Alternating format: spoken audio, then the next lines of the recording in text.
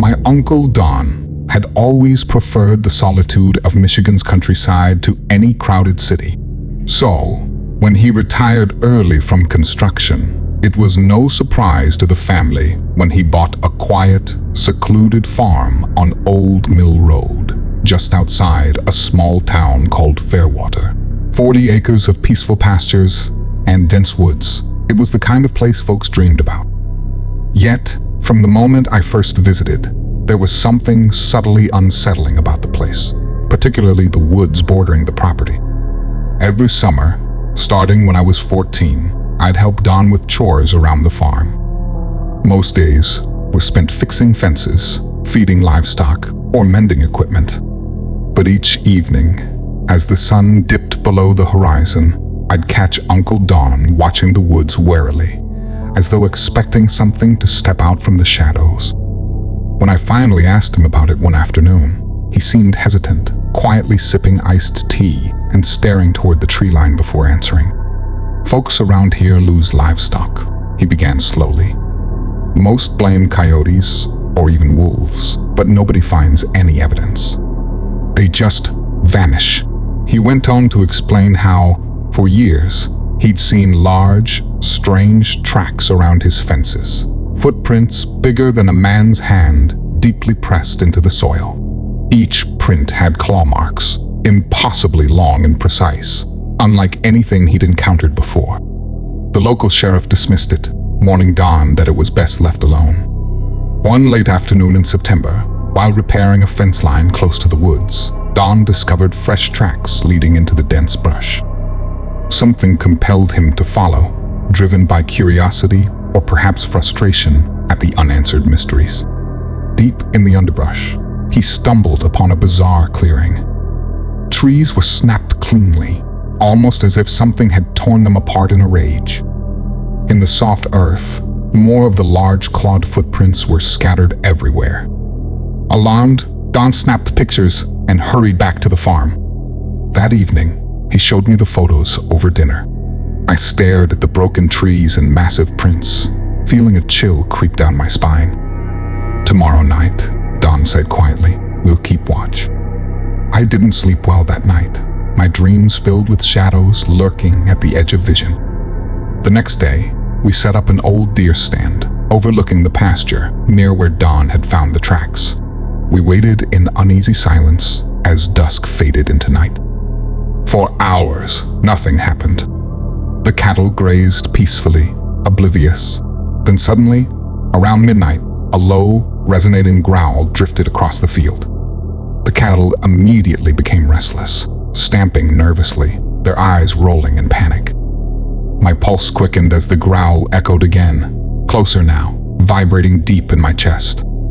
Through binoculars, I scanned the woods frantically. At first, there was only darkness, but slowly, emerging from the foggy tree line, a massive form appeared. It stood upright, easily 7 feet tall, shoulders broad and powerful. Its fur was dark, thick, and coarse, blending into the shadows. But its eyes, I'll never forget those eyes, burned a fierce, reflective amber, staring directly toward our hiding place. Neither Don nor I moved, scarcely breathing. The creature took a cautious step toward the fence, sniffing audibly at the air. Then, almost thoughtfully, it stopped and stared right at us.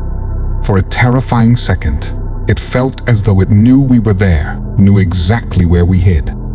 It cocked its head slightly, a disturbingly human gesture, then turned abruptly, vanishing into the darkness with incredible speed.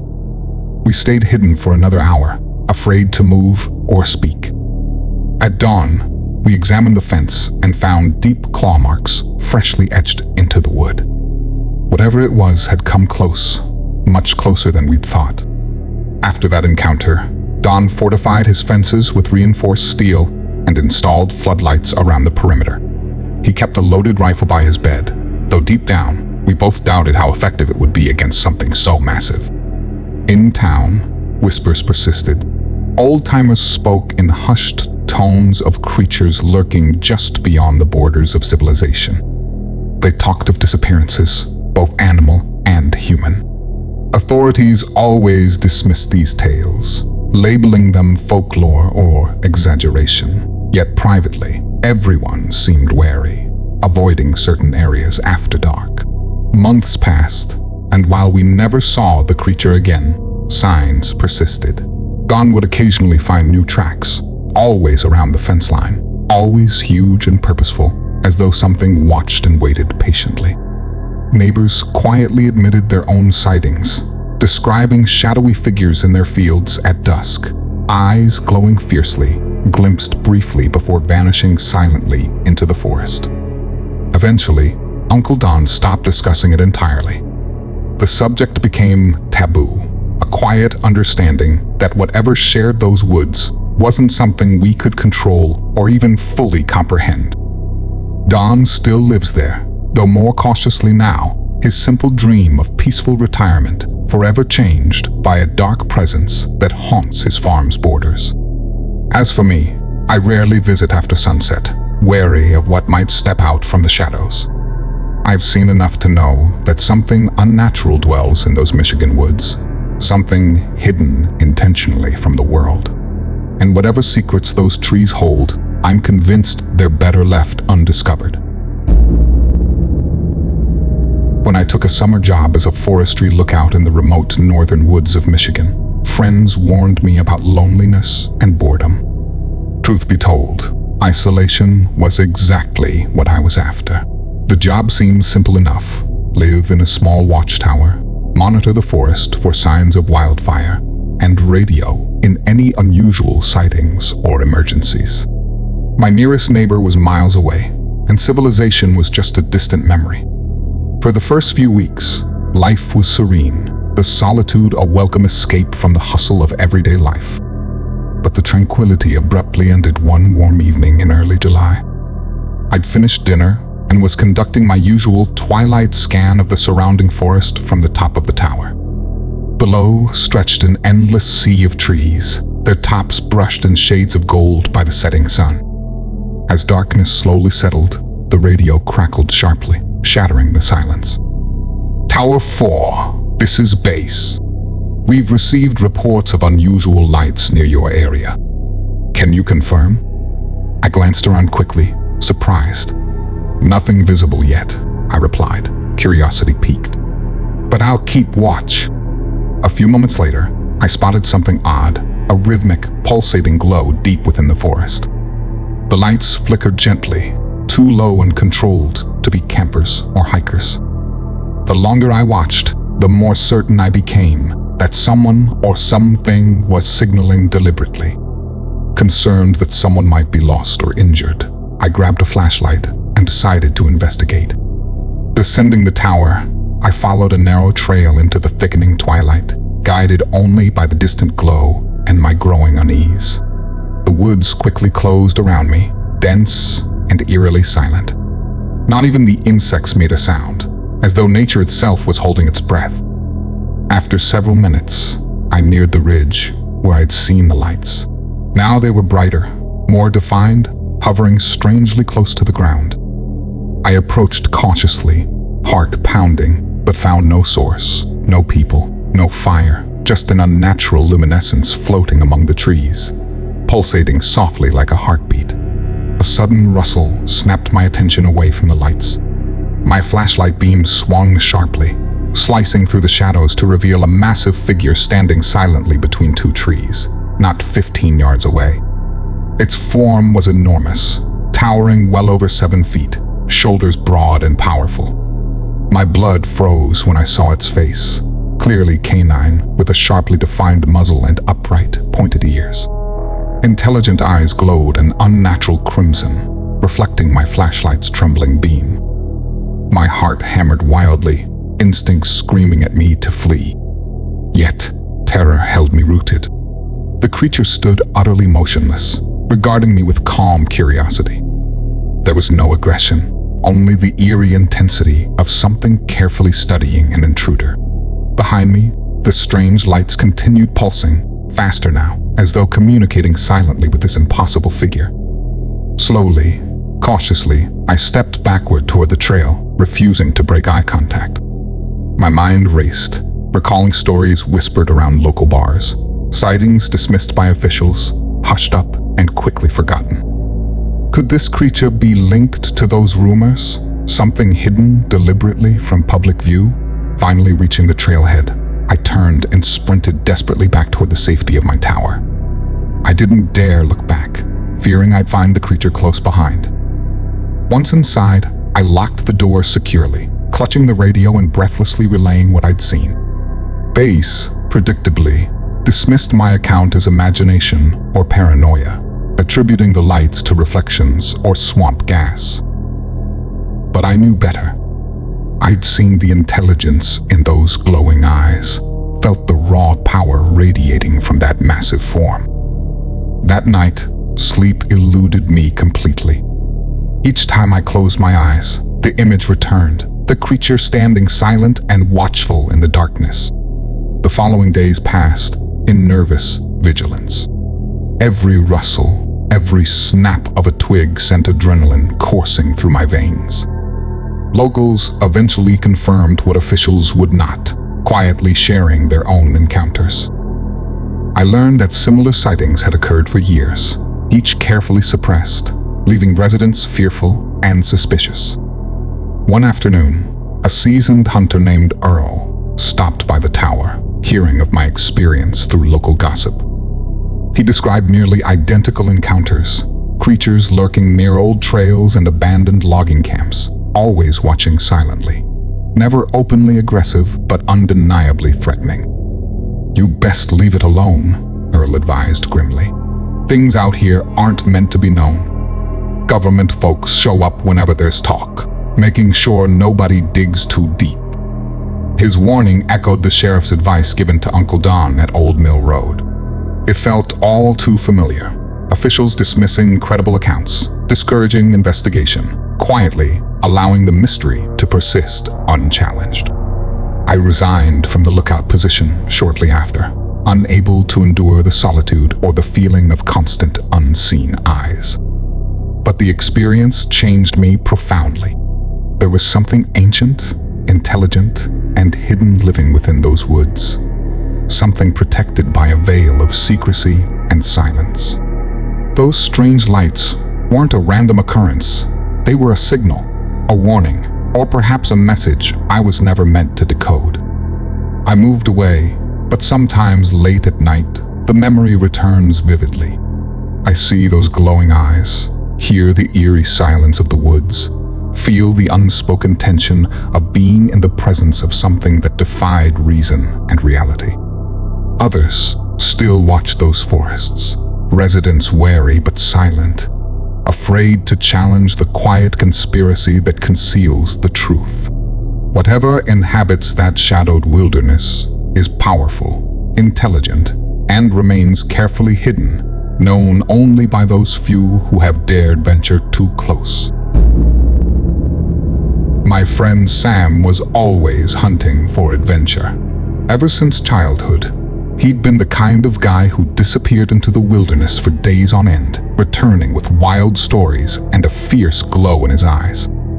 He claimed Michigan's vast forests and secluded lakes hid secrets most people couldn't even dream of. So when Sam invited me on a fishing trip to a hidden lake deep inside state land one chilly weekend in late October, I couldn't refuse. The lake was tucked far off the beaten path, reachable only after nearly 2 hours of driving down overgrown logging trails. The deeper we traveled, the more remote it felt. Massive pines towered overhead, their thick branches blotting out sunlight, creating a twilight-like gloom even at midday. It wasn't long before a strange unease settled over me, a creeping sense of isolation that only intensified as we arrived at the lakeshore. The area around the lake was eerily quiet. No birds called from the trees, no frogs croaked from the marshy shoreline. It felt abandoned, almost lifeless. Sam shrugged off the silence, his excitement undimmed, insisting that quiet lakes made for better fishing. We quickly set up camp, pitching a tent and lighting a small fire near the water's edge as the evening shadows lengthened. As darkness fell, the eerie silence persisted. Our small campfire flickered weakly, casting wavering shadows across the ground. The lake itself was a perfect mirror, reflecting a sky filled with stars. But beneath that beauty lay something unsettling. "Feels off tonight," I finally admitted, scanning the shadowy tree line. Sam hesitated, then nodded slowly. "Yeah, quiet's a bit strange, even for here."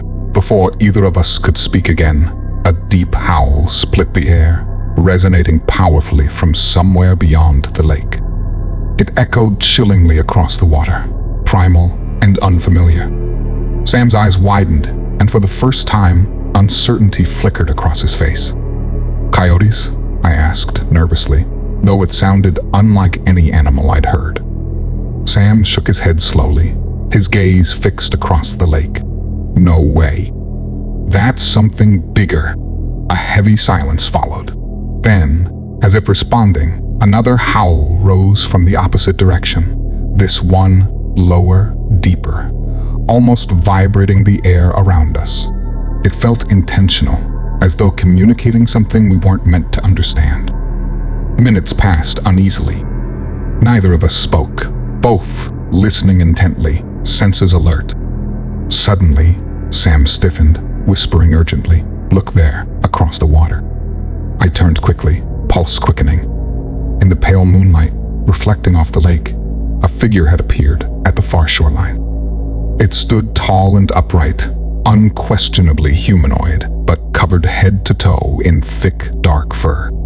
As it stepped closer to the water's edge, its form became clearer. The creature had broad shoulders, muscular limbs, and a distinctly canine head, complete with pointed ears and a long snout. It moved slowly, gracefully, its amber eyes glowing fiercely in the faint illumination, staring directly toward our camp. The intensity of its gaze sent chills down my spine. For a moment, it stood perfectly still, sniffing audibly at the air, then tilted its head slightly as though intrigued by our presence. My heart pounded painfully in my chest, every instinct screaming to flee, yet terror kept me frozen in place. Sam quietly reached for his rifle, gripping it tightly, his hands shaking slightly. The creature continued watching us, its eyes intelligent, calculating.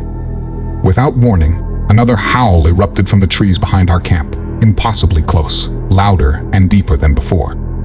Panic surged through us, realizing abruptly we were no longer just observing. Something else had silently approached from behind. Spinning around frantically, we scanned the shadows, flashlights trembling in our hands. But the forest revealed nothing, only darkness and the oppressive silence. When we turned back toward the lake, the creature had vanished without a trace, leaving only ripples where it had stood by the water. My breath came in ragged gasps, nerves frayed beyond comprehension. "We need to leave, now," Sam whispered, his voice shaking. Hurriedly, we began packing gear, throwing supplies into backpacks without care. Each rustle, each snapping twig intensified our fear, eyes darting anxiously toward every shadow. We extinguished the fire hastily, plunging our campsite into darkness, then started the uneasy hike back to the truck, flashlights illuminating the narrow path ahead. As we moved quickly through the dense trees, a low, menacing growl echoed from somewhere to our left, hidden deep in the brush. Sam raised his rifle defensively, eyes wide with panic. We quickened our pace, nearly running, aware of a heavy, unseen presence stalking us parallel to the trail. Reaching the truck felt like salvation. Sam fumbled for the keys, hands shaking uncontrollably. The engine roared to life, headlights piercing the darkness. As we accelerated away, a large shadow crossed the trail behind us, briefly illuminated by the taillights, a massive form disappearing swiftly into the trees, eyes reflecting brightly, watching us depart. Neither of us spoke during the tense drive home. What could we possibly say? We'd witnessed something impossible, something inexplicable. Authorities would dismiss our account as imagination or mistaken identity, offering rational explanations that conveniently ignored glaring inconsistencies. In the following weeks, Sam withdrew, rarely venturing outdoors alone. He sold most of his camping gear, abandoning his adventurous lifestyle. For me, sleep became elusive, each night haunted by vivid dreams. Those glowing amber eyes watching silently from the shadows, the deep, resonant howls echoing through my mind. Determined to understand, I quietly researched local history, uncovering scattered reports eerily similar to our encounter. Tales of tall, wolf-like creatures sighted near remote lakes and dense forests. Always dismissed officially, always silenced quietly. Rumors whispered about government vehicles and mysterious men appearing soon after such incidents, encouraging silence and secrecy among witnesses. I eventually spoke discreetly to an elderly local named Henry, known for his extensive knowledge of the region. Over cups of bitter coffee, Henry described encounters dating back decades, always creatures lurking silently, watching from the shadows. Each sighting dismissed, witnesses pressured subtly but insistently to remain quiet. "You two saw something that's been here long before us," Henry told me gravely. "It watches quietly, hidden by those who don't want us asking questions." There was something in Michigan's wilderness, intelligent, predatory, and carefully concealed from public knowledge. Official denials only deepened my suspicion, hinting at a conspiracy designed to maintain secrecy at any cost. Sam and I rarely discussed that night now. Our friendship survived, though permanently changed, bonded by the terrifying knowledge of what lurked silently in Michigan's deepest forests. Whatever secrets that lake held remained carefully hidden, known only to those unfortunate enough to stumble upon them. And for those who do witness it, there's no escaping the chilling truth that hidden beyond civilization's comforting reach exists something terrifying, powerful, and deliberately concealed from humanity's view. If you enjoyed this video, please don't forget to like and subscribe to Descent into the Unknown for more horror content. If you have any real cryptid encounters, or you're a horror writer wanting to share your stories, please feel free to email me in the description anytime.